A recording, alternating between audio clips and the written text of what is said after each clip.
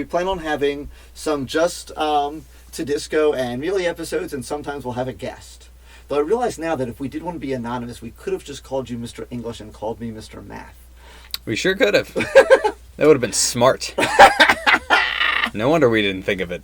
Yeah, I did think of it, just like not when beforehand. I don't know. Mr. English, I feel like Johnny English, like Yes. it's a spy name. Yes.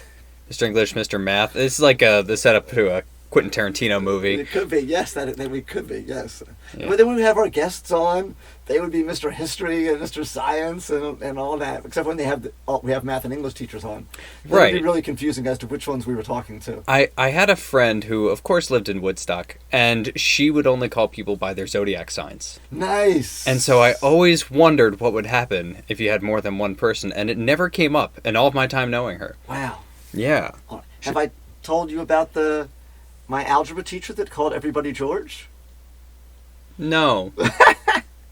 So What? My eighth grade algebra teacher, he was 75, 80 years old. Mr. Spurger, I guess I can say his name. He is long gone on to the great classroom in the sky. So when we call it, but anyway. That's definitely not it. He's teaching in a Yes, farm yes. upstate. By the way, if That's terrible. If it's heaven, I don't believe it's a classroom. That's not true. There are definitely no classrooms in heaven.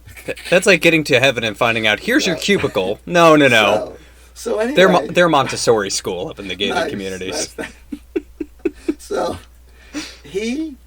I never had this conversation with him, but at some point I guess he decided that he was no longer making an effort to learn students' names. I'm sure when he was a new teacher, he decided, he must have, but he decided at some point, I'm no longer learning students' names. Bold. I'm calling everybody George. Male or female. Male or female, Just yes. like George Foreman, I'm just Yes, naming all of my George. children George. And he was just like, what's the answer, George? And you're like, me? Who's he looking at? And you just like do the old look behind you. Is he looking at me? Because he'd always like make eye contact with you. Right. And then like me, and he'd be like, yes, George, you.